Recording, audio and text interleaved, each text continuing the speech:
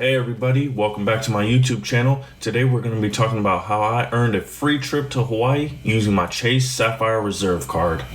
Before we begin, I'm not going to ask you to like the video because, well, there's nothing to like yet. You haven't watched anything. But I will ask you to be prepared to subscribe and leave a comment when the end of the video does come about. And if you like the channel, please subscribe. It helps a lot. Leave a comment, like the video. But let's get into why you're here. How I earned a free trip to Hawaii. Okay, so when I was looking at credit cards in the beginning, I always had no annual fee credit cards. But then I wanted to step my game up because I wanted to start using the rewards from some of the annual fee credit cards in order to start taking vacations and using them to redeem things and just travel, because those were my future plans. So the whole reason for the Chase Sapphire Reserve is because, they had a $50,000 bonus intro, which was equivalent to about $750 worth of travel. And the reason I got this card is because me and my wife and my daughter were planning to go to Mexico within the next year. And honestly, I didn't know how much that was going to cost. So I figured $750 worth of travel points gives me a few months to add up more points in order to cover our cost and basically have a free trip to Mexico. And that's the whole reason why I started investigating this Chase Sapphire Reserve card. Now, the reason I went with Chase over some of the other cards is simply because I already had a banking relationship with Chase, and I like keeping my relationships like that. I like staying with one company, and I feel like it benefits me more. However, that's just a preference of mine. However, the Chase Sapphire Reserve card now has a new annual fee of $550. But that's a topic for another video. I'm not really going to go into that. I still got it when it was $450, and the benefits definitely outweighed that annual fee. So in order to get the $750 worth of travel points or the $50,000 bonus points, you had to spend $4,000 in the first 3 months. Now, this is how I did it. However, there's many ways to reach the minimum spend. So for me, we actually had money saved up as we were planning to go to Disneyland. I had the cash and I was going to put it on a different credit card. But when I got this card, I figured, hey, I already have $2,000 set for Disneyland. How about I just spend it on the Chase Sapphire Reserve and pay the cash right? Put the cash and pay off the card right away.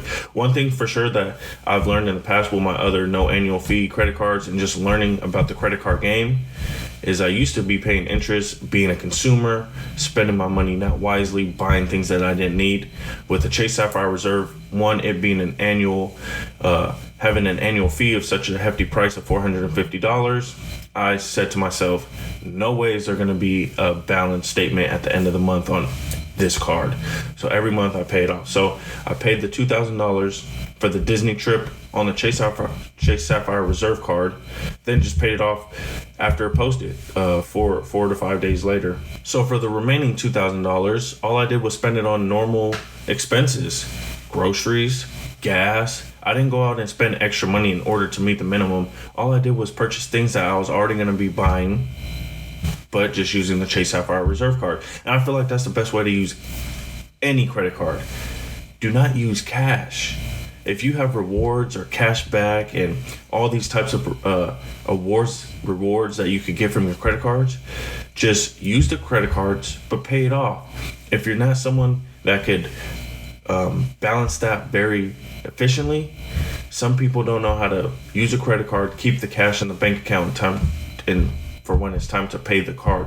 So what you could do is, as soon as that balance hits the card, it takes a couple days for that $100 to show up that you spent on groceries. As soon as that $100 shows up in the account, pay it right there. Even if you're making 6 payments in a month because you just use the card so much and you need to pay it off right then and there. Because what some folks do is they'll spend $100, they'll say, oh, I have the money for this saved up in the account, but then they think they have money in their checking account, and then they start spending the money, and then when that bill comes around, all of a sudden they can't pay off the full statement, and now they're losing money to interest, and that's terrible when it comes to credit cards, especially with any credit card that has high interest, which all of them do.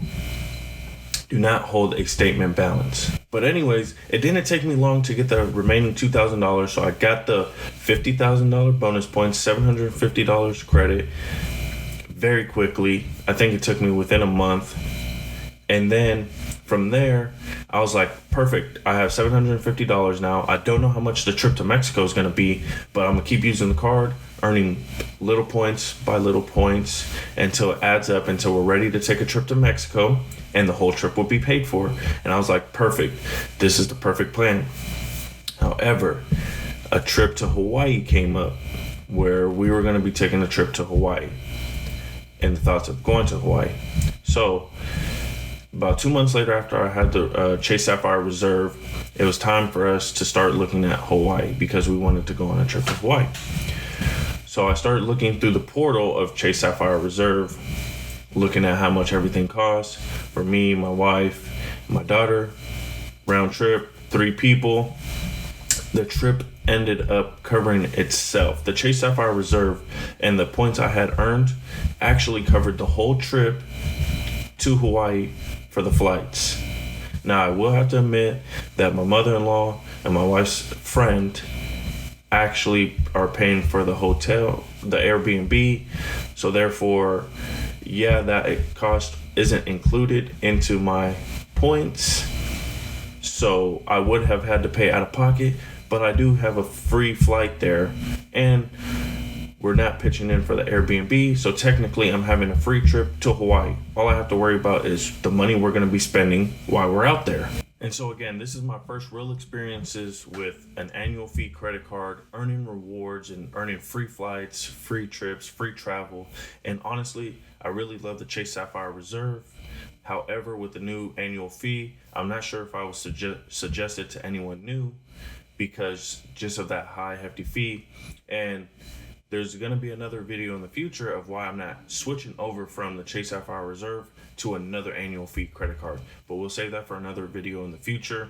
This one I want to talk about how I earned a free trip to Hawaii. Just basically utilizing the 50,000 bonus points, the intro offer, which they still have on their website. We'll kind of go over that in a little.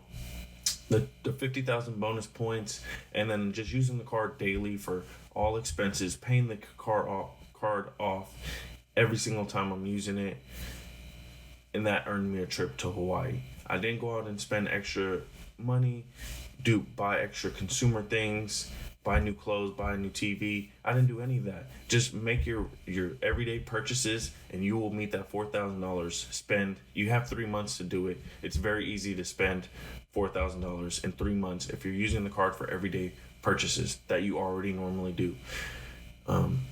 Insurance payments, any of those things, it'll help you reach that spend, no problem. You get to $750. That could go a long way, especially if you're not flying business class or first class. I fly economy the cheapest way possible. I'm not into the fancy stuff. So it really earned me a free flight to Hawaii. Again, the Airbnb we're not paying for. So overall, we got a free trip to Hawaii. That trip hasn't happened yet. It's actually going to occur in March. So I'm excited for that. It's only going to be my second time on a plane. Only other place I've been to is Florida, so Hawaii's going to be nice. I'm looking forward to that. If you're looking to get into the annual fee credit cards, really do your homework. Really understand if the card works for you. If you're going to be spending the money that has the benefits to return to you. If not, I would encourage you to go out and use no annual fee credit cards, especially if you're not ready for the annual fee credit cards. If you're still someone that holds a balance and paying interest on credit cards, first of all, I'll figure out how to get out of that. Then, once you learn how to use credit cards wisely, not be a consumer, but instead spend money, use rewards, and travel the world for free. Then you will be ready for the annual fee credit cards and the rewards that those things bring. But let's go and check what Chase is actually offering on their Chase Sapphire Reserve right now. Okay, so here's the Chase website. Here's the Chase Sapphire Reserve. As you can see, they have 50,000 bonus points after you spend $4,000 in the first 3 months. That's $750 towards travel. You get a $300 annual travel credit. That automatically appears in the statements for any travel purchases. And I have to admit, this comes in very fast. Like, as soon as you spend something on travel, you get that annual credit within a day or two. It's very quick how fast that could upload to your account. You get 3 times points on travel and dining worldwide, and then 1 point on all other purchases. So you're not going to be earning a lot unless you're doing a lot of eating out and traveling. 3 times points is good. 1 point for every 1 point per dollar. It's not great.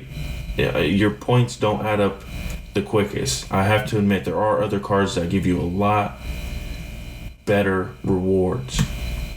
As you can see here, APR could range from 18 to 25%. Annual fee is now $550 with a $75 fee for each additional user. Your points take you further.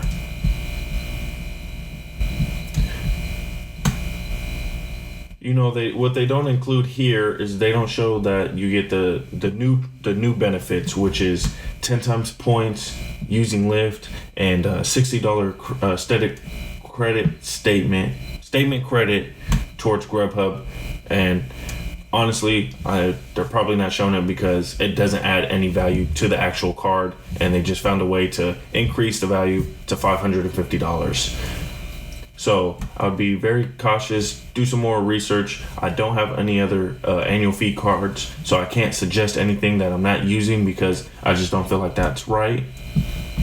But look, if you want to get in the credit card game and you want to travel the world for free, learn how to use your money wisely, learn how to use it to your advantage, use the minimum spends. A lot of people use the minimum spends, get the $750 worth of travel credit, then they don't really use that card anymore. They go out and find a new card to earn something equivalent to the Chase Sapphire Reserve, $750 worth of travel, and they keep doing that continuously and just earn up a bunch of rewards. You could always do point transfers to, the partners that Chase is linked with, or American Express. They have affiliates and partners that you could just go trade point for point for either airline or hotels or anything, or you could just shop through their portals and redeem like that.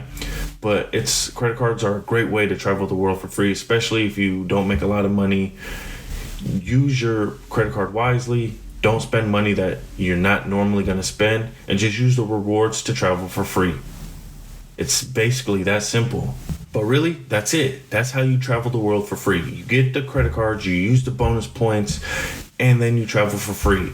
No money out of pocket. Now I'm going to Hawaii. So excited. Thank you, Chase Sapphire Reserve. I appreciate you guys. But you got to use credit cards wisely. If you want to do this, you got to be smart with your money. Go and travel the world for free. It's a huge benefit to use the rewards of your credit cards. That's what they're there for. Just use it wisely. But that's all I have to say.